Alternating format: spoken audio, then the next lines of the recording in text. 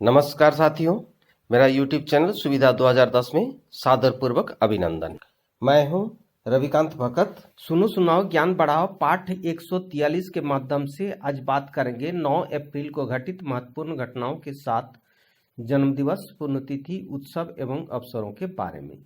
आज के इस एपिसोड में सन 1386 से लेकर आज तक घटित महत्वपूर्ण घटनाओं को आसान और सरल शब्द में बताएंगे। साथ ही साथ ताजातरीन घटनाएं यानी कि करंट अफेयर्स पर एक नजर डालेंगे। अंत में एक स्पेशल टॉपिक पर बात करेंगे। आज का स्पेशल टॉपिक है कोरोना मरीजों के लिए काल ब्लैक फंगस यानी कि काली फफूंदी के बारे में। जानने के लिए वीडियो को शुरू से अंत तक ध्यान से सुनिए, काम करते करते सुनिए, आराम करते करते सुनिए और दूसरों को भी सुनाएं। ज्ञान बढ़ाएं। सभी प्रकार की प्रतियोगिता परीक्षा में पूछे जाने वाले सामान्य ज्ञान यानी कि जीके को स्ट्रॉन्ग बनाएं। आसानी से आपको आपकी आवश्यकताओं को सरकारी नौकरी मिले, इसी शुभकामनाओं के साथ शुरू करते हैं आज की सुविचार से। आज का सुविचार है दिखने वाली सुंदरता सिर्फ भोग विलास और क्षणिक है, आंतरिक सुंदरता ही अमर है। इसी के साथ शुरू करते हैं देश और दुनिया के इतिहास में आज ही के दिन घटित अतीत एवं वर्तमान की महत्वपूर्ण घटनाएं। सन 1386 ईस्वी को विश्व की प्राचीनतम संधियों में से एक पुर्तगाल और इंग्लैंड के बीच विंडोसोर समझौता हुआ। 1576 ईस्वी को महाराणा प्रताप और अकबर के बीच हल्दीघाटी युद्ध शुरू हुआ। 1588 ईस्वी को ड्यूक हेनरी द म्यूसे की सेना ने पेरिस पर कब्जा किया। 1689 ईस्वी को अंग्रेज शासक विलियम तृतीय ने फ्रांस के साथ युद्ध की घोषणा की। 1738 ईस्वी को ब्रिटेन के भूमध्य सागर से वेस्टइंडीज को जहाजी बेड़ा भेजा। 1766 ईस्वी को जॉन बर्न दुनिया भर की यात्रा के बाद वापस इंग्लैंड आ गए। 1785 ईस्वी को ब्रिटिश आविष्कारक जोसेफ ब्रह्मा ने पेटेंट बियर पंप हैंडल का पेटेंट करवाया। 1798 ईस्वी को ऑरवल्ट हिल की लड़ाई वेक्सफोर्ड आयरलैंड में हुई। 1812 ईस्वी को अमेरिका और ब्रिटेन के बीच युद्ध शुरू हुआ। 1815 ईस्वी को वाटरलू में ब्रिटेन के हारने के बाद नेपोलियन से फ्रांस की सत्ता छीनी गई। 1876 ईस्वी को बम्बे वर्तमान मुंबई कहा जाता है, जिससे पहली बार घोड़े में खींची जाने वाली ट्रामकार शुरू हुई। 1901 ईस्वी को पहले ऑस्ट्रेलियाई संसद मेलबर्न में खुली। 1916 ईस्वी को अमेरिकी कांगो शिप एएस रेनो ने कैलिफोर्निया के तट पर 47 लोग मारे गए। 1945 ईस्वी को चैनल द्वीपों का जर्मन पर कब्जा समाप्त हुआ। 1946 ईस्वी को डॉक्टर राम मनोहर लोहिया की अगुवाई में गोवा में पुर्तगाल के शासन के खिलाफ पहला सत्याग्रह आंदोलन शुरू हुआ। 1947 ईस्वी को विश्व बैंक ने अपना पहला कर्ज फ्रांस को दिया था। 1955 ईस्वी को पश्चिमी जर्मनी नेटो का हिस्सा बन गया था। 1960 ईस्वी को बर्थ कंट्रोल पिल वैध करने वाला अमेरिका पहला देश बना। 1972 ईस्वी को ब्रिटिश यूरोपियन एयरवेज द्वारा जहाज खुले मैदान में गिरा, जिससे 118 लोग मारे गए। 1975 ईस्वी को पहली विद्युत टंकर मशीन बनाई गई। 1979 ईस्वी को अमेरिकी और सोवियत संघ के बीच हथियार नियंत्रण पर समझौता हुआ। 1993 ईस्वी को दक्षिणी अमेरिकी देश इक्वाडोर में नम्बिजा क्षेत्र में भूस्खलन से 300 लोग मरे गए। सन 2000 को जाफना प्रायद्वीप में एलिफेंटा दर्रे पर कब्जे के लिए लिट्टे के साथ हुए संघर्ष में श्रीलंका के 358 सैनिक मारे गए। सन 2002 को रूस के काप्सियक क्षेत्र में एक हॉलिडे परेड के दौरान रिमोट नियंत्रित बम विस्फोट होने से 130 लोगों की मौत हुई और 43 अन्य घायल हुए। सन 2002 को ही कराची विस्फोट में पाकिस्तान के ही संगठन का हाथ होने का संकेत मिला। सन 2003 को गूगल ने इंटरनेट प्रोग्राम एडेस पेश किया। सन 2005 को मॉस्को में रूस द्वारा द्वितीय विश्व युद्ध के दौरान जर्मनी सेना पर विजय की 60वीं वर्षगांठ की जलसों में भारत के प्रधानमंत्री डॉक्टर मनमोहन सिंह ने भाग लिया। सन 2008 को अमेरिका ने पाकिस्तान को 8.1 करोड़ डॉलर की सैन्य सहायता देने से इनकार किया। सन 2009 को नासा ने चांद पर पानी की खोज की टोहीजान भेजा। सन 2010 को भारत की वंदना शिवा को विकासशील देशों के महिला सशक्तिकरण और पर्यावरण संरक्षण के क्षेत्र में सहयोग देने के लिए सिडनी शांति पुरस्कार के लिए चुना गया। सन 2012 को 45 यात्रियों से भरे रूस का एक विमान लापता हो गया। सन 2015 को माननीय प्रधानमंत्री श्री नरेंद्र मोदी ने अटल पेंशन योजना शुरू की। सन 2019 को निर्भया गैंगरेप मामले में जांच की अहम भूमिका निभाने वाली आईएएस अधिकारी छाया शर्मा को अमेरिका में साहसिक लीडरशिप के जुड़े कार्यों के लिए अंतर्राष्ट्रीय अवार्ड दिया गया।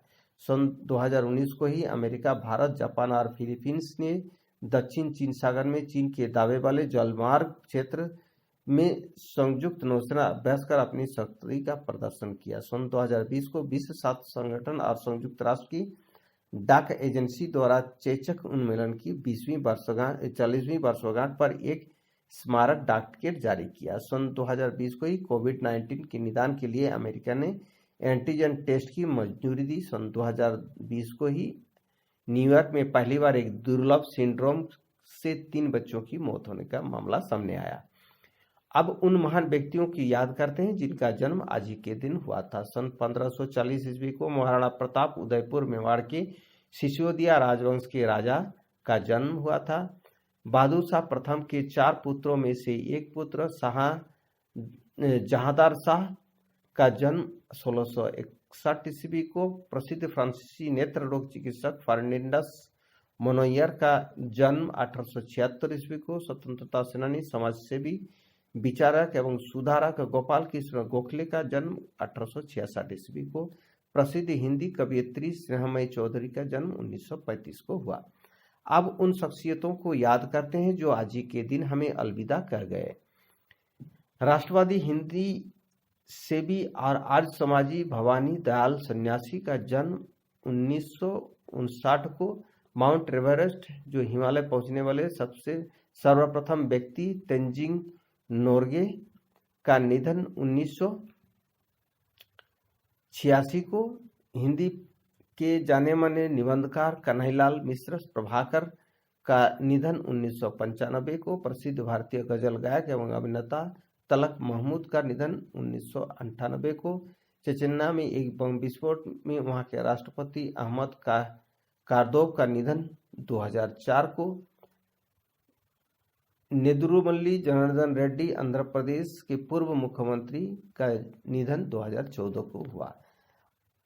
जाने माने साहित्यकार एवं शिक्षाविद प्रोफेसर हरिशंकर वासुदेवन की कोरोना वायरस से के कारण मौत हुई 2020 को। और इसी दिन रॉक एंड रोल के जनक लिटिल रिचर्ड का निधन भी हुआ।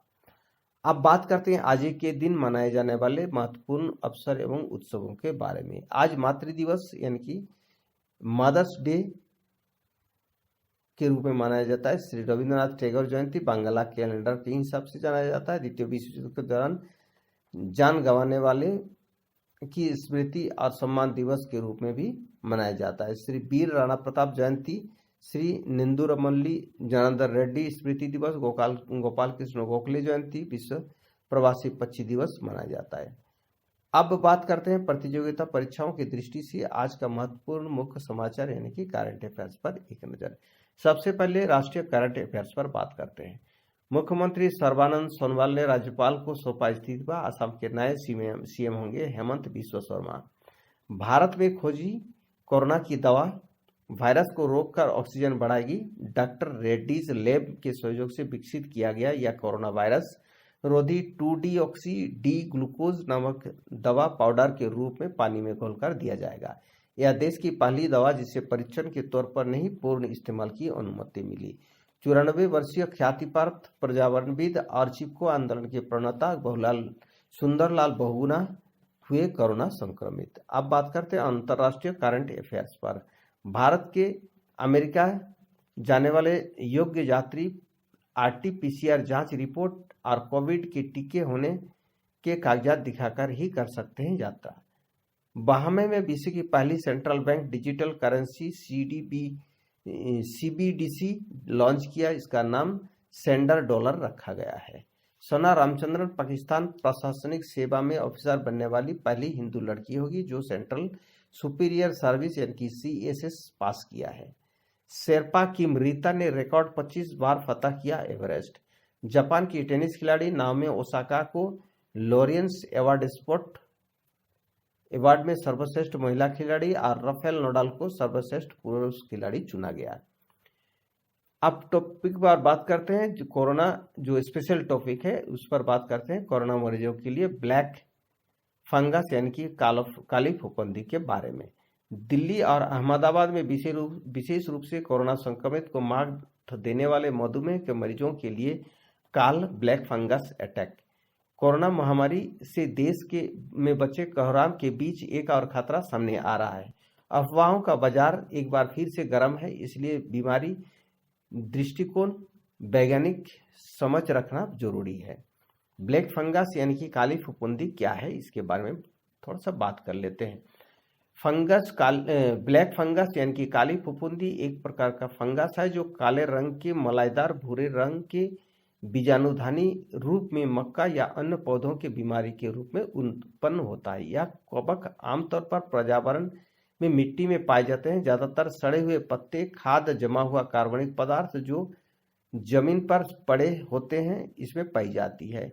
म्यूकोरमाइकोसिस एक प्रकार का फंगल रोग है। इससे पहले जिगोमाइकोसिस कहा जाता था। न्यूरो साइंस कोविड अस्पताल के नोडल पदाधिकारी प्रोफेसर प्रेम सिंह के अनुसार पोस्ट कोविड मरीजों में रोग प्रतिरोधक क्षमता कम होने के कारण काली फफूंदी के संपर्क में आने से बीमारी का लक्षण दे रहा है।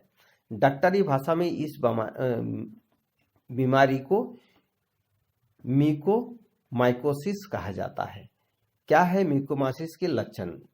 प्रोफेसर प्रेम सिंह के अनुसार कोरोना मरीज स्वस्थ होने के पश्चात रिपोर्ट नेगेटिव होने के बाद सिर में असहनीय दर्द, खांसी होना, काले रंग का बलगमाना, सांस फूलना, बेचैनी होना, सीने में दर्द की समस्या होना, आंखों में सूजन आना, आंखें लाल होना, आंख में तेज दर्द होना, आंख से पानी या खून गिरना, खून पर सबसे ज्यादा हमला करता है, आंखों की रोशनी चले जाना, नाक और जबड़े खराब होना, मास्क के चारों ओर और फिर दाढ़ी वाले हिस्सों में काले धब्बे पड़ जाना। ऐसे या एक या एकाधिक लक्षण मिले तो तुरंत उपचार की जरूरत है।